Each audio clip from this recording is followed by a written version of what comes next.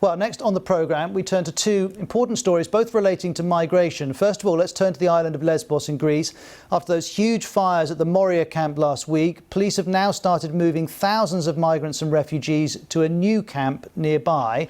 Since those fires, over 12,000 people have been homeless. We know many have been sleeping under tarpaulins or other makeshift shelters on the roadside. This morning, police woke people up to move them to their new temporary homes. And all of these pictures have been supplied by the Greek police. This one shows one of 70 female officers who have flown in to organise the transfer of women and children to this new temporary camp. Single men are not yet allowed in. Government official tells us 1,800 people had been moved by early Thursday, but of course there are many more who need help. There's also been criticism of how this move was carried out. The charity Médecins Sans Frontières says it was blocked from accessing its clinic on Lesbos while the operation was going on. That, though, did get resolved. It later tweeted, "After several hours, we are finally able to reopen our clinic. It's highly concerning that during a police operation, our provision of medical care was forced to be interrupted." There's also been criticism that people are simply being moved to another camp on Lesbos rather than a more long-term solution off the island. Here's one activist in Brussels. We have European leaders doubling down on the approach which has led to this situation, and already proposals for a new camp have been put on the table. So we really want to be clear, if we are to recognise what happened in Moria and really the policies also that led to this crisis, we need a different approach, and this is a leadership decision. Now, few contest that the original situation in Moria was dire. It was initially designed to house 3,000 migrants, but it ended up taking in over 1,200 people from 70 countries. Many of them had limited access to clean water and electricity. So, unsurprisingly, many migrants and refugees remain reluctant to stay on Lesbos. They're hoping to go elsewhere in Europe, particularly to Germany. And the fire last week laid bare a situation that was unresolved and very well known.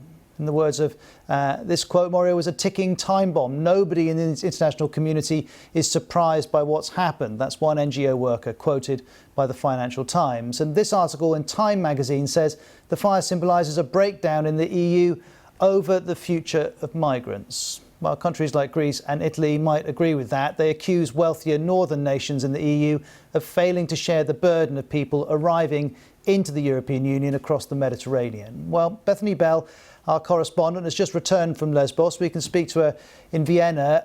First of all, Bethany, let's start with the politics of this. Is there any sign EU member states have an appetite for changing tack on this? It's a very difficult, divisive question. What we do know is that this week the head of the European Commission, Ursula von der Leyen, said that she was going to reform the European asylum process. She called on European states to show solidarity with each other. She said migration was a European challenge, and she says she wants to try and reform the so-called Dublin regulation, which is the system that works at the moment whereby people are supposed to apply for asylum in the first EU state they arrive in. It was intended to prevent multiple applications across European Union countries, but many critics say that the result of this is that countries like Greece and Italy are bearing the brunt of dealing with the migrants who arrive there first, and northern and eastern European countries are not having to deal with it. We understand that those plans will be released sometime next week, but I think there's a lot of scepticism, certainly from where I am now in Central and Eastern Europe, where countries have been very adamant that they don't want to take in refugees or people requesting asylum. And Bethany, let me also ask you about COVID-19. We know a number of people tested positive in the Moria camp just before the fire started and that various quarantine measures were introduced. Where have we got to with the Greek authorities managing that outbreak? Well, what we understand is that when people are taken into this new temporary camp, which is on the seashore on the site of an old military firing range. They are being tested for COVID-19, and we understand that around 50 so far have tested positive for that, and they are trying to isolate those people, keep them in separate tents. But you just have to imagine the situation. There were so many people crammed into tents. There have been so many people crammed together, sleeping on the streets with no running water or very little running water. I saw people washing themselves with bottles of water. It's very, very difficult and a perfect place for the spread of disease.